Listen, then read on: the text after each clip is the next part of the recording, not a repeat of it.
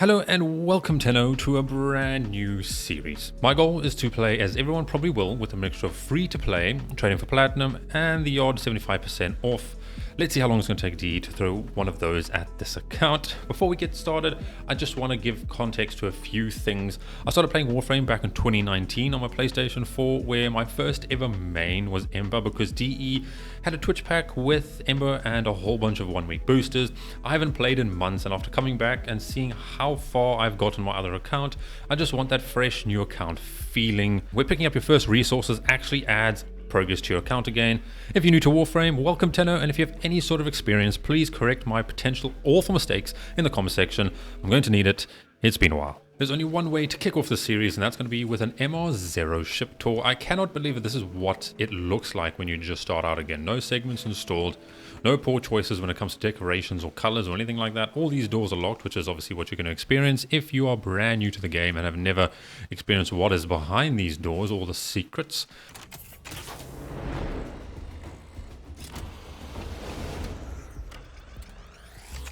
Yeah, I think they've increased it. Okay, so the base capacity is 15. This used to be linked to your actual Warframe or weapon rank. I mean, that's cool. They can obviously put that over there. But what I would recommend if you're someone who's new to the game and modding for the first time, like, don't pay attention too much to what exactly you're doing. Like, I know that's potentially counterintuitive to what other people will say, but for the meantime, until you get the hang of like playing Warframe in general, the best thing to do is to come down to, I think, actions and then just click auto install and bam, there we go. So that'll do you for now. And eventually we'll get into how exactly to mod and what exactly you should be putting, like, for example, your endo into. I have none at the moment. Okay, that for the first boss fight of the game, they've completely changed that. That is actually pretty sick. Now that we've got the tutorial and Vor's prize out of the way, we have some very important decisions to make.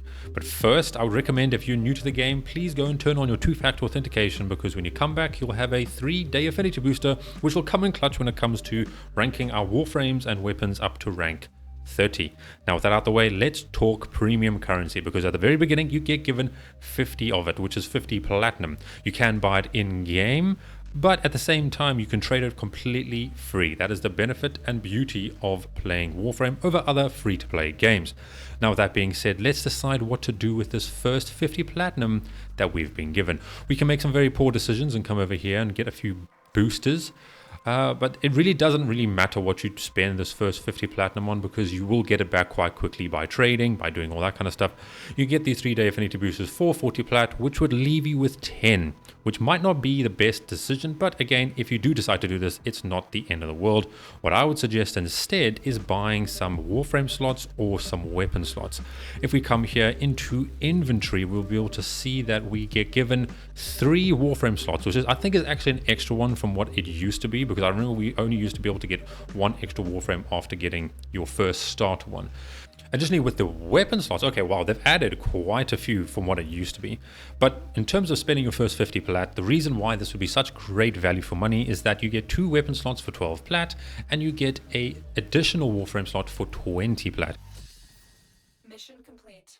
Now that we've got the Mosh Rank 1 test out of the way, let's talk about why I chose Vault. So you could have chosen between Excalibur, Mag, and Vault. I specifically chose Vault because, one, he's the only Warframe not on the star chart that you can farm. Yes, you can get him through the dojo, but I decided just to go with him because I like his playstyle, I like the speed, and I like everything that he has to offer.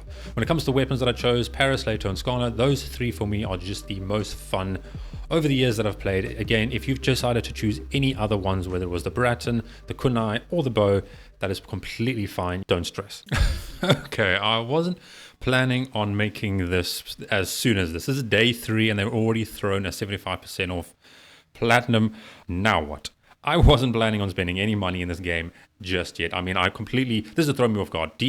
Thank you, but what have you done? Okay, so I didn't plan to make this purchase this early on in the series, but thanks to DE, we have now spent the 75% off and spent $5 on 370 platinum, which, in my opinion, is going to be the best value for money if you're getting the 75% off for the very first time. There's enough platinum to kind of get you tied over with Warframe slots and weapon slots and not have you limited in that way. Oh wow, we got a full squad of brand new players. Let's see. Are they all MR1s or MR0s? 3 MR zeros, nice. So one of the main reasons why I chose Volt in the first place was his second ability, which is his speed. It's going to help us get around these maps a lot quicker. And at the same time, we're going to be able to do a lot more melee damage just because we're going to be able to do a lot more melee hits at the same time. Look at this. An absolute madman. Hulk smash! We have now finally unlocked the Taxon, our first ever Sentinel, the big boy Taxon. The reason why I'm so excited about this is because we've been having to run around and collect mods individually, resources, energy, health and all that. Now we're finally going to be able to get access to a mod called Vacuum, which is going to allow us to pick up things in a certain radius, which is going to be so helpful in the long run. I don't know if this has changed or not, but the Taxon only takes 1 minute to craft. I'm pretty sure last time it was about 12 hours. I wonder if that's going to be the same for the other companions like the Cobra. That there is a sad sight. We're going to have to fix that. I wonder when exactly we're going to get access to that quest. But if you're wondering and you're new to the game, if you want to find your quests, it's here in the codex. You'll be able to tell what exactly you need to do, which quests you need to complete first, and potentially what junctions you need to complete. Because some quests are locked behind junctions. I think this might be the one for... No, that's not the one for the Cobra. I wonder which one that's going to be. If we take my own advice and come across to the codex, we should actually be able to tell where we're supposed to be for that. Howl of the Cobra is going to be at the Mercury junction. So first I have to make our way through Venus, which I'm going to try and get, as I said, Rhino at Fossa, and then we're going to be able to get access to the Howl of the Cobra, which hopefully, if DE is nice enough, they've blessed us with a 75% off, hopefully we can get the Chest of Cobra on the first try. Before we end up confronting our own, the Vault at the next junction, I quickly wanted to mention, when upgrading your mods, it's not going to be a great idea to come in here and be like, right, okay, I've got 70 endo, let's spend it all on just getting all damage up to whatever it could be, right? Instead, we can do it to 1, which is going to spend that only 20, and then we're going to be able to come to, for example, magazine warp, which is going to give us magazine capacity, and you could also do that up to rank 1 or 2. That way you're spending your endo between your mods and not just kind of going all out on one and spending as much as you possibly can. That will just kind of give you the most amount of efficiency, and it'll do you for now. Right, let's go confront Vol. I have completely forgotten if these junctions are difficult or not, especially at the very beginning. Quick 1, 2... Bang, bang, bang, bang, and smash. Nice.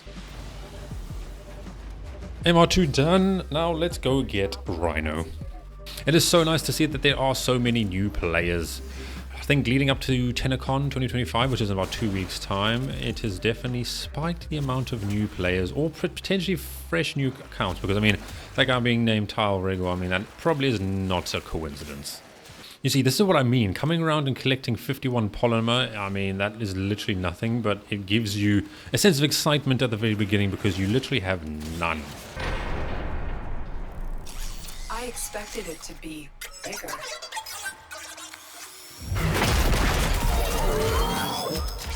Right, so first boss fight on the start chart, and just remember that when it comes to Warframes in general, you need 3 parts. How many times is it going to take me to get these 3 parts, you might ask?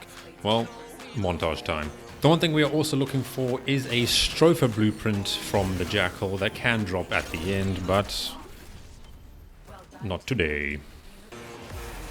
Never mind. Okay, thank you, DE. 75% off and the Stropher blueprint on the first try. Wow.